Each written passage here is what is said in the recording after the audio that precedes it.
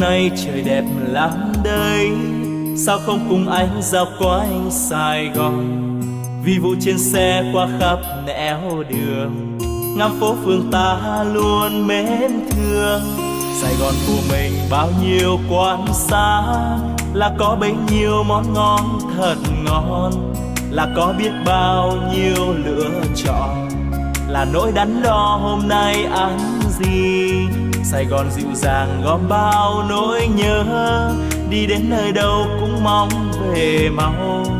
Thương lắm quan quen đôi ta vẫn hẹn, yêu lắm những con đường ta từng qua. Sài Gòn quá xa thương yêu, anh đã thương thật nhiều, anh yêu biết bao nhiêu, anh vẫn thương thật nhiều. Ôi yêu biết bao nhiêu.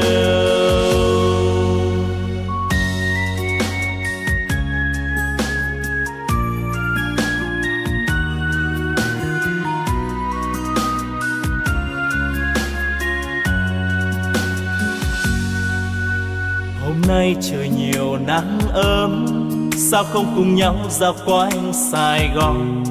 Bon bon trên xe qua muôn nẻo đường, ngắm phố phường ta luôn mến thương. Sài Gòn nhộn nhịp bao nhiêu quán xá, thì có bấy nhiêu món ngon thật ngon, thì có biết bao nhiêu lựa chọn, cùng những đắn đo hôm nay ăn gì.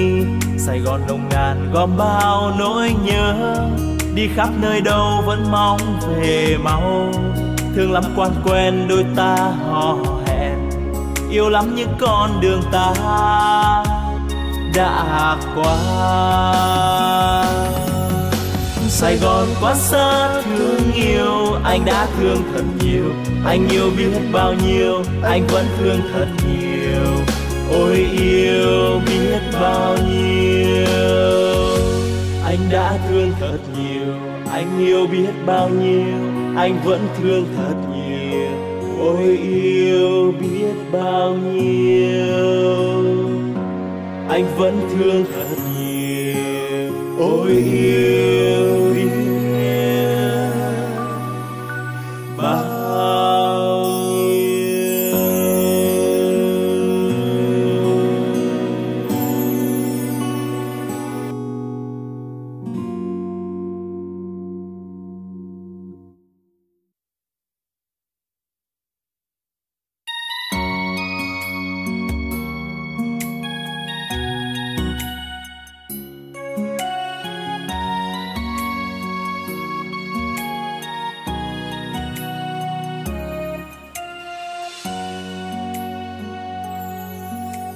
Hôm nay trời đẹp lắm đây, sao không cùng anh dạo quanh Sài Gòn. Vi vu trên xe qua khắp nẻo đường, ngắm phố phường ta luôn mến thương.